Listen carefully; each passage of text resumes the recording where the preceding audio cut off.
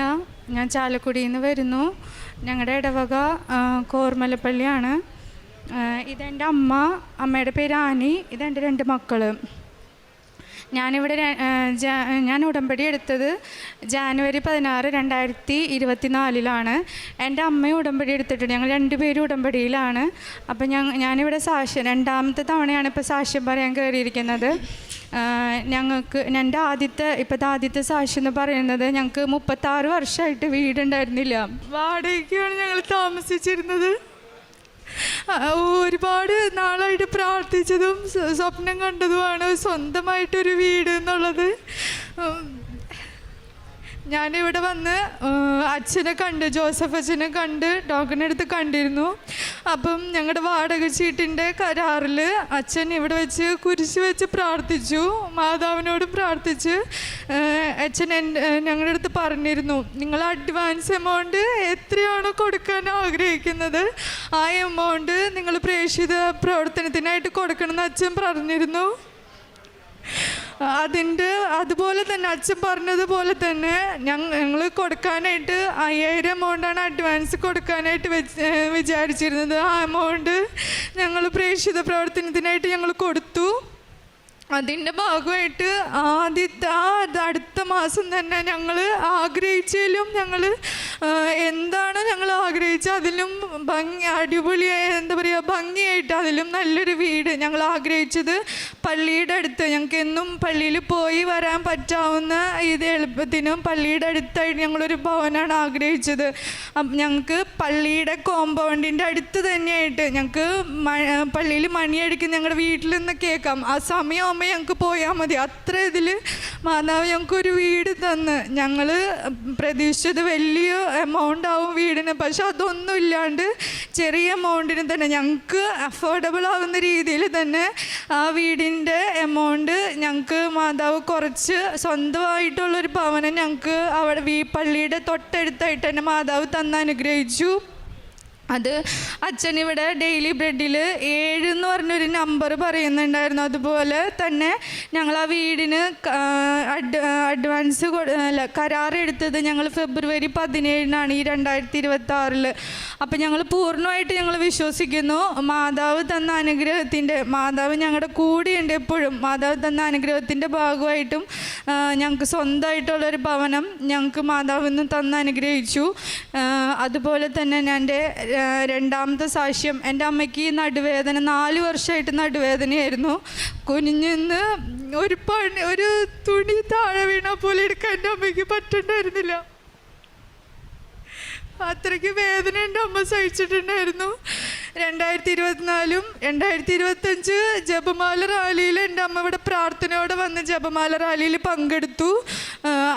അത് കഴിഞ്ഞ് 2025 ജപമാല റാലി കഴിഞ്ഞ് അമ്മ വീട്ടിൽ വന്ന് കുറച്ച് ദിവസം കഴിഞ്ഞപ്പോൾ എൻ്റെ അമ്മയ്ക്ക് ഒരു മൈനർ അറ്റാക്ക് വന്നിരുന്നു.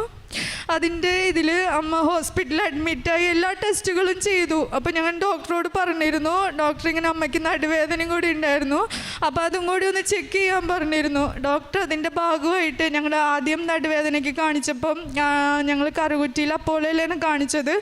അവിടുത്തെ ഡോക്ടർ പറഞ്ഞത് അമ്മയുടെ താഴത്തെ 2 ഡിസ്ക് വിട്ടിരിക്കുക എന്ന് പറഞ്ഞു. അതായത് അപ്പം തന്നെ ഓപ്പൺ സർജറി ചെയ്ത് ശരിയാക്കിയില്ലെങ്കിൽ അമ്മയ്ക്ക് ഇനി എണീച്ച് നടക്കാൻ പറ്റില്ല എന്ന് ഡോക്ടർ എന്ന് പറഞ്ഞിരുന്നത്.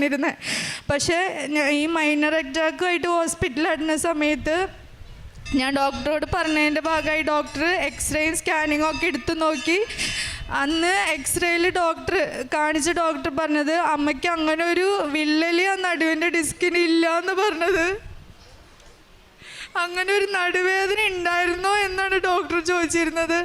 ഇത്രയും വലിയ അത്ഭുതം ഞങ്ങളുടെ ജീവിതത്തിൽ അമ്മ മാതാവ് ഞങ്ങൾക്ക് തന്ന് അനുഗ്രഹിച്ചു. അമ്മ മാതാവിനോട് ബിഷപ്സിനോട് ഒരുപാട് നന്ദി പറയുന്നു.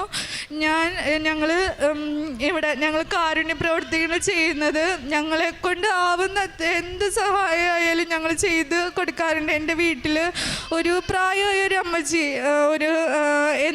എല്ലാ മാസവും മുടങ്ങാണ്ട് ആൾ വരും. ഞങ്ങളുടെ അടുത്ത് നിന്ന് വയ്യ ആൾക്ക് മെഡിസിൻ വാങ്ങാൻ പൈസ ഇല്ല എന്ന് പറഞ്ഞാൽ അതിന് കൊടുക്കാറുണ്ട്. ഇപ്പോൾ ഈ ലാസ്റ്റ് വന്ന മാസം ആൾ പറഞ്ഞത് ആൾക്ക് ഹെർണിയയുടെ ഒരു ഓപ്പറേഷൻ ഉണ്ട്, അപ്പോൾ അത് പൈസ ഇല്ലാത്തതുകൊണ്ട് ചെയ്യാനായിട്ട് ബുദ്ധിമുട്ട്. അപ്പോൾ ഞങ്ങൾ ആ അമ്മച്ചിക്ക് വേണ്ടിയിട്ട് ഞങ്ങളിൽ കഴിയുന്ന സഹായം ഞങ്ങൾ ആ ട്രീറ്റ്മെൻറ്റിന് വേണ്ടി കൊടുത്തു.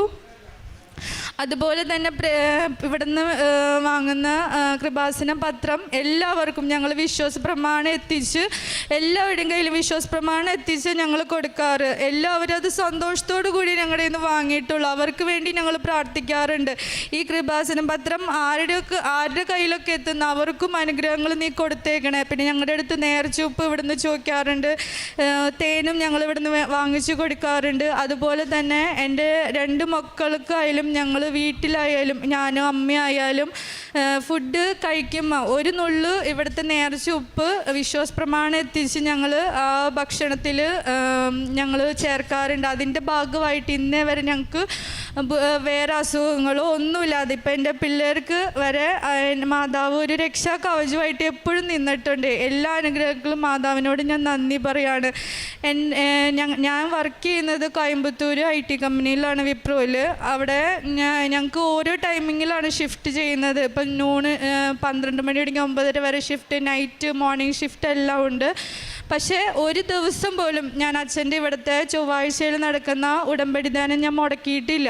എല്ലാം എനിക്ക് എന്ത് ജോലി ഉണ്ടെങ്കിലും എന്ത് തിരക്കിലാണെങ്കിലും ഞാൻ ആ ഉടമ്പടി ധ്യാനം ഇവിടെ നിന്ന് തുടങ്ങുന്ന സമയത്ത് തന്നെ യൂട്യൂബിൽ ലൈവായിട്ട് ഞാനത് കണ്ട് ഞാൻ ഉടമ്പടി ധ്യാനം കഴിഞ്ഞ് എനിക്ക് ആശീർവാദം കിട്ടിയതിന് ശേഷം മാത്രമേ ഞാൻ എൻ്റെ എല്ലാ വർക്കും ഞാൻ ബാക്കിയുള്ളത് കണ്ടിന്യൂ ചെയ്യാറുള്ളൂ. പിന്നെ അതുപോലെ തന്നെ എൻ്റെ ഒരു എക്സാം ഉണ്ടായിരുന്നു എനിക്ക് കമ്പനിയിൽ. അപ്പം 2-3 പ്രാവശ്യം ഞാനത് സ്റ്റെപ്പ്ലെസ് എക്സാമാണ് 2-3 പ്രാവശ്യം അറ്റൻഡ് ചെയ്തിട്ടും എനിക്കത് പാസ്സാവാൻ സാധിച്ചിട്ടുണ്ടായിരുന്നില്ല. പക്ഷേ അച്ഛൻ ഇവിടെ ഡെയിലി ബ്രെഡിൽ പ്രാർത്ഥിക്കും. 5:30 കറക്റ്റ് എനിക്ക് ഞാൻ ആ ഡെയിലി ബ്രെഡ് കൂടാറുണ്ട്. അതിൽ 7 എന്ന് പറഞ്ഞ നമ്പർ ആദ്യം 17 കരാറെടുത്തത് ഞാൻ വിശ്വസിച്ചു. രണ്ടാമത് 7 എന്ന് പറഞ്ഞ നമ്പർ അപ്പോഴും എനിക്ക് വിശ്വാസം ഉണ്ടായിരുന്നു. എക്സാമിൽ മാതാവ് എന്തായാലും എന്നെ പാസ്സാക്കും എന്നുള്ളൊരു വിശ്വാസം ഉണ്ടായിരുന്നു. ലാസ്റ്റ് ചെയ്ത എക്സാം മാതാവിൻ്റെ കാശുരൂപവും പിടിച്ച് വിശ്വാസ പ്രമാണം പ്രാർത്ഥിച്ച് ഞാൻ ആ എക്സാം അറ്റൻഡ് ചെയ്തു. എനിക്കതിൽ കിട്ടിയ സ്കോർ എന്ന് പറയുന്നത് 73 ആണ്. അപ്പം എനിക്ക് പൂർണ്ണമായിട്ട് ഞാൻ വിശ്വസിച്ചത് അച്ഛൻ പറഞ്ഞ നമ്പർ എനിക്ക് കിട്ടുന്ന എക്സാം റിസൾട്ടിൻ്റെ മാർക്കാന്നുള്ളത് എനിക്കപ്പോൾ പൂർണ്ണമായിട്ട് മനസ്സിലായി. മാതാവ് ചെറുതും വലുതായിട്ട് ഒരുപാട് അനുഗ്രഹങ്ങൾ ഞങ്ങളുടെ ജീവിതത്തിൽ ഞങ്ങൾക്ക് തന്നിട്ടുണ്ട്. എല്ലാ അനുഗ്രഹങ്ങൾക്കായിട്ട് മാതാവിനോടും ഈശോപ്പച്ചനോടും ഒരുപാട് നന്ദി ഞാൻ പറയുകയാണ്.